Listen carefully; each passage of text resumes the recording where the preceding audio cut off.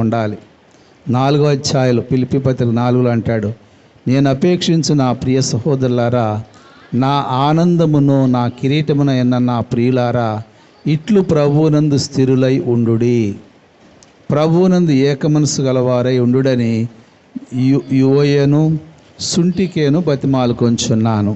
కనుక క్రైస్తవ సంఘం విలువైనది, శ్రేష్టమైనది. అవును, నిజమైన సహకారి ఆ స్త్రీలు క్లెమేతుతోనూ నా ఇతర సహోదరులతోనూ సువార్త పనిలో నాతో కూడా ప్రయాసపడిన వారు కనుక వారికి సహాయం చేయమని నేను వేడుకొనుచున్నాను. వారి పేర్లు జీవగ్రంథమందు వ్రాయబడి ఉన్నవి. అంటే అర్థం ఏంటి?